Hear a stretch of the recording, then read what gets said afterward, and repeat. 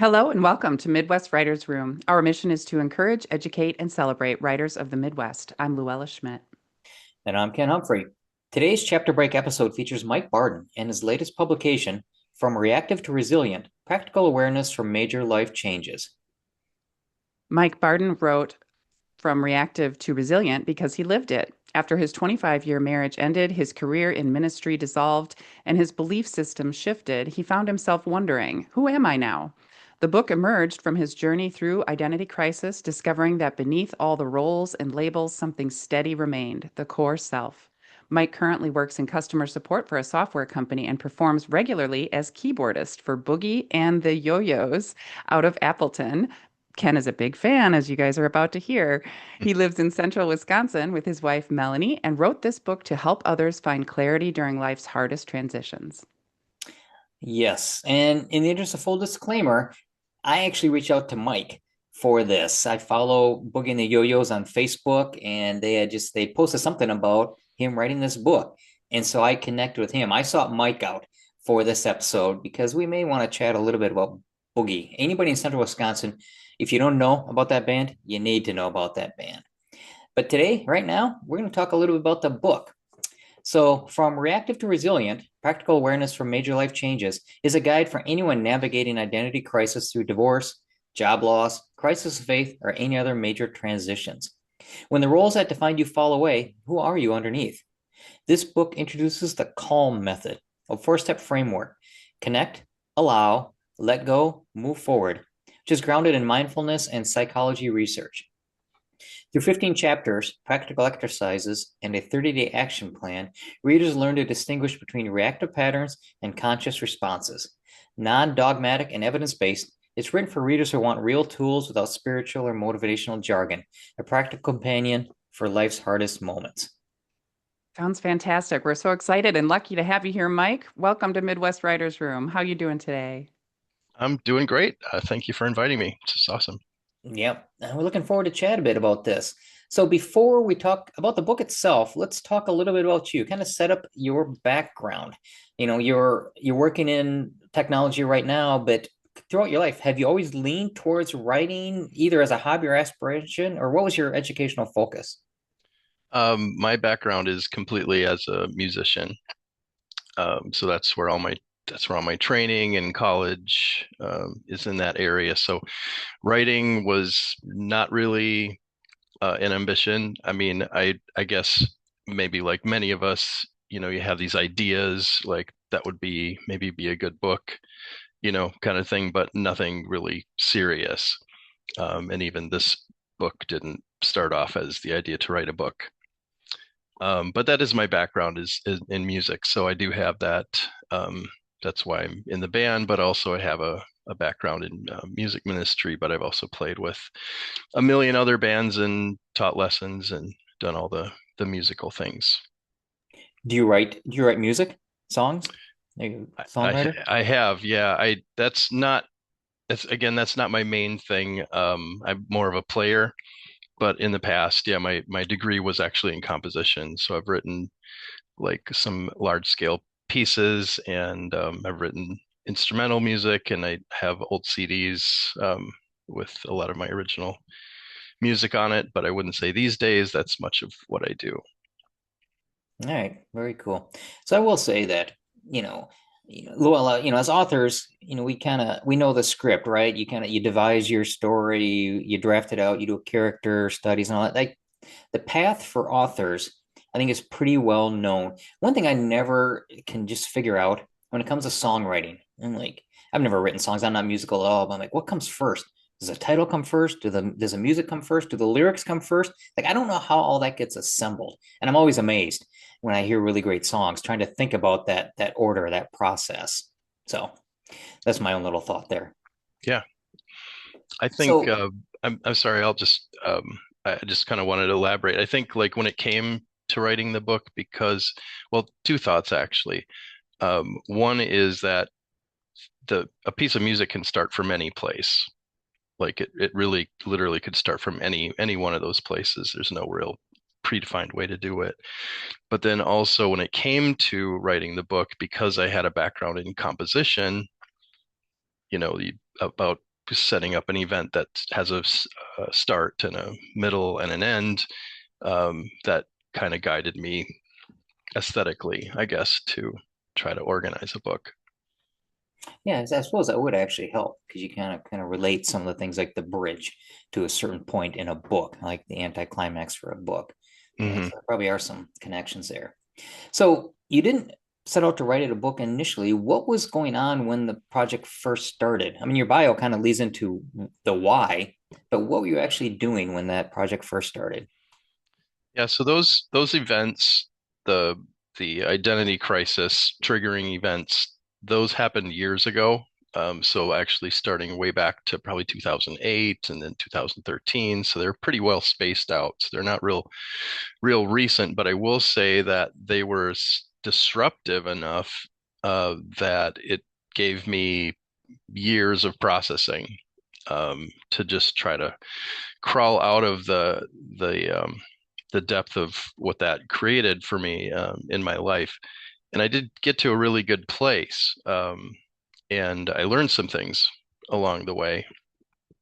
And so I just felt like I had all these thoughts, ideas, just kind of inside that wanted to find a way out. So I just started, maybe 2 years ago. I don't know exactly, but I started just doing like short Facebook posts on my personal Facebook page. So they might be, anywhere from like one sentence long to a few paragraphs long. And I would just get those out.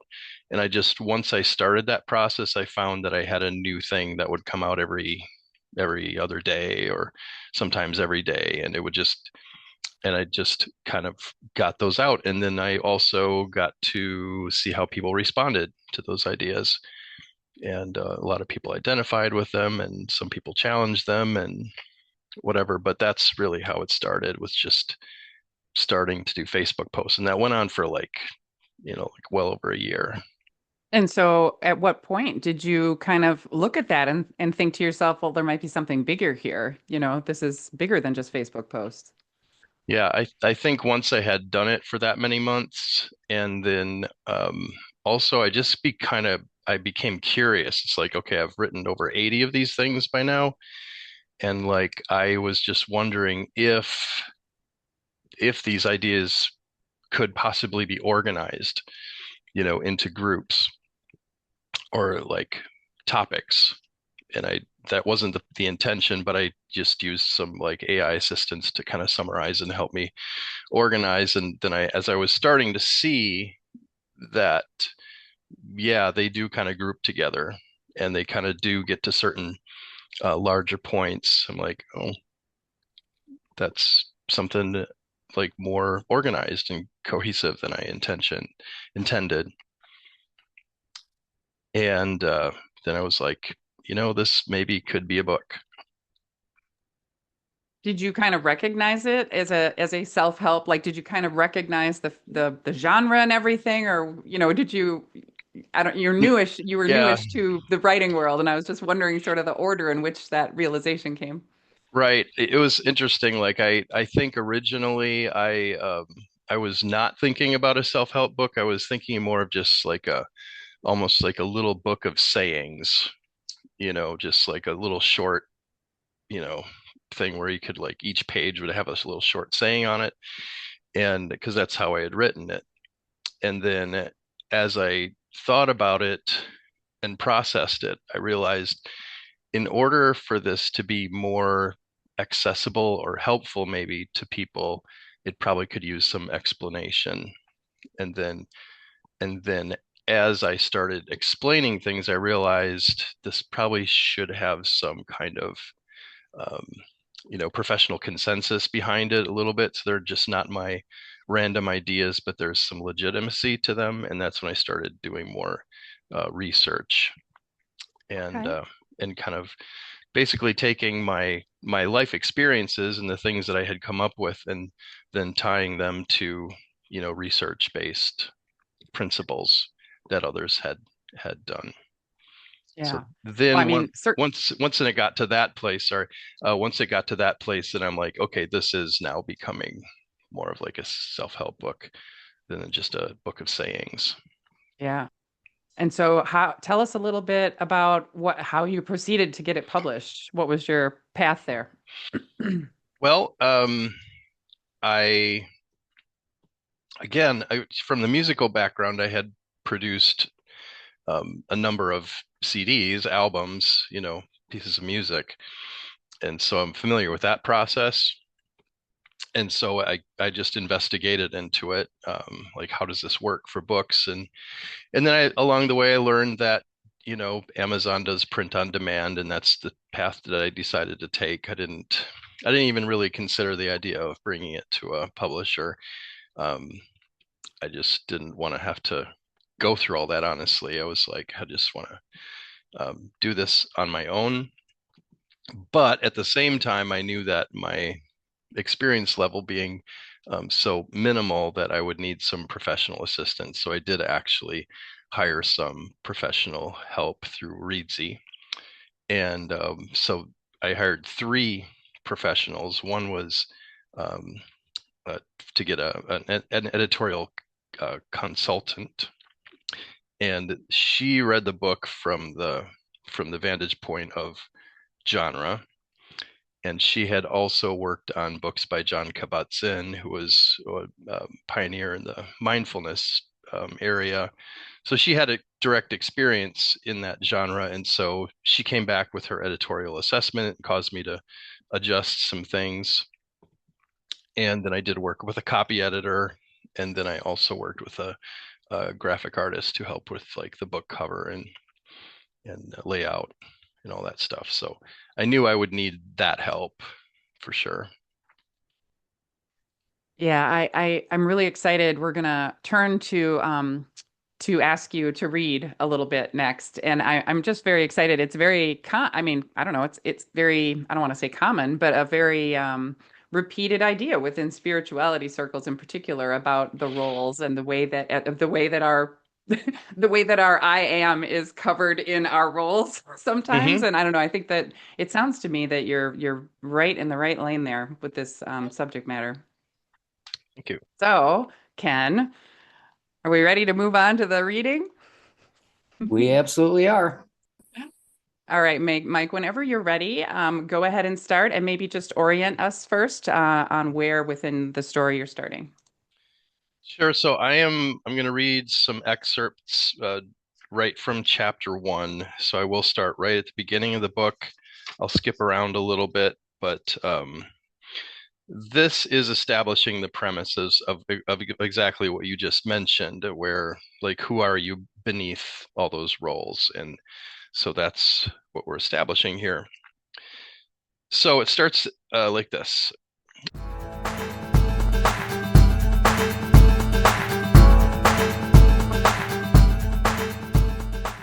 Looking back, I can see that the worst points in my adult life came after losing roles I had tied my identity to.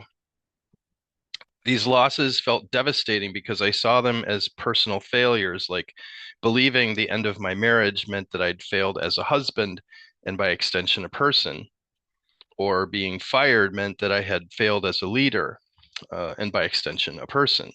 Now, whether those interpretations were true or untrue, for me, losing a role felt like losing my sense of self. For some people, this happens after retiring, after a lifetime of work, or sending children off to college, or when an unexpected diagnosis changes daily life. But only with time did I realize that my core identity was never defined by any role. These roles come and go, but the core of who I am, but the core of who I really am remains. And then I have this little section here called a reflection. And anything in the book where it says reflection, this is more or less a direct quote from one of those early Facebook posts. So I wanted to maintain some of those, so I kind of add them throughout. So this is reflection 1.1, and it goes like this. The simplest and most profound way to define yourself is I am. It accurately describes the core of who you are as a conscious being, independent of the temporary roles, qualities, or circumstances that pass through your life. Like a light that illuminates everything in its path but remains unchanged, I am points to you as the ongoing inner presence that remains unchanged as you observe your thoughts, emotions, and experiences. And then back to the text of the book. Most of us focus on our external roles and achievements because life demands it. But beneath all the activity is what I refer to in this book as the core self, a deeper you that isn't shaped by what you do or achieve. Roles and achievements matter, but they're always changing. They describe what you do, not who you are. Recognizing this allows you to notice the steady presence at your core, consciousness that persists no matter how your circumstances shift. People often anchor their identity in things like their job, family, beliefs, or relationships, even though these are all external and subject to change. When we tie our self-worth to them, our mood and confidence rise and fall with whatever happens around us, leading to an emotional roller coaster that many accept as normal life. That's why failure or criticism can feel so painful. It's not the event itself, but the way we interpret it as if it threatens who we are. And then I have another reflection here. It says, reflection 1.2 is, the surface of the ocean may be calm at times or violent and dangerous at others. You can't expect it to be anything else. Any experience of calm at the surface is momentary at best, but the deeper you go below the surface, the calmer the water becomes, as surface disturbances like waves and wind diminish with depth. For a person, the surface includes all the ever-changing attributes of thoughts, feelings, the physical body, and life circumstances. As a person becomes more aware of their true nature beyond their surface existence, they become more resilient and capable, regardless of how turbulent things may be on the surface. And they just have one little more section here. Connecting with your deeper self doesn't mean abandoning your roles or responsibility. In fact, it lets you engage with them more fully.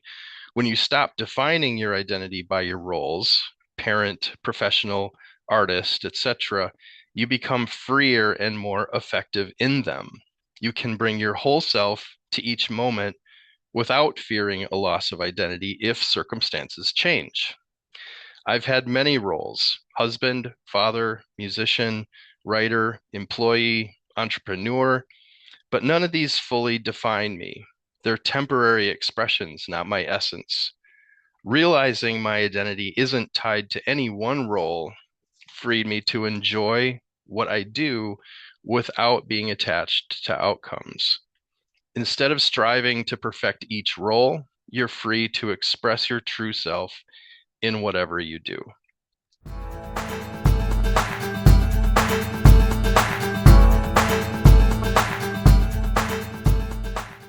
Man, I feel like just listening to you read it feels like a meditation, Mike.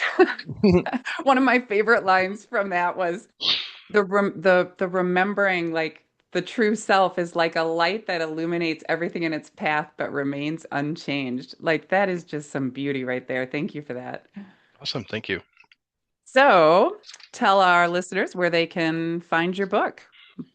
Well, as I mentioned, I just decided to go exclusively through Amazon. So if you're interested, you'll want to do an Amazon search and probably just put in Reactive to Resilient by Mike Barden, because there's other things called Reactive to Resilient. So I just put in my author name and the title name, and you should find it there. And it is on Kindle. It is on paperback. It is in hardcover and audiobook, and I narrated the audiobook. So got all 4 formats for anybody who's interested. And then if you want to just go to my website, there's also links to that there, and that's reactivetoresilient.com. Yeah, and we'll list the site down in the show notes for this episode. So any appearances or book signings, or what are you doing for marketing? I'm really focused on building social media, just building traffic to the book. So I do have an active YouTube channel going where I do shorts and long form videos on the content of the book. That's it. The YouTube is mike.barden. I just changed the name of it recently. So mike.barden at YouTube. And so I do the same thing on TikTok and Instagram as well. So that's and building the website and just kind of generating traffic to give people a chance to find it. I don't have any live events planned. This is really the first thing I've done as far as anything public. So thanks again for the opportunity. But at this time, there's not anything on the calendar as far as that book signings, things like that. Fair enough. If you want to see Mike live, you got to come to Lake Arrowhead on Valentine's weekend and watch him play. That's right. All right. At this time, I want to thank Mike for coming on, introducing everybody from reactive to resilient, practical awareness from major life changes. Thanks to everybody out there for hanging out with us in the Midwest Writers Room. I'm Ken Humphrey.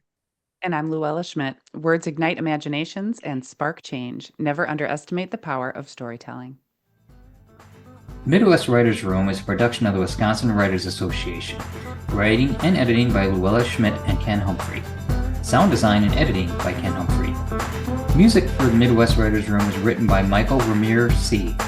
For more information, please visit wiwrite.org/podcast. Thank you.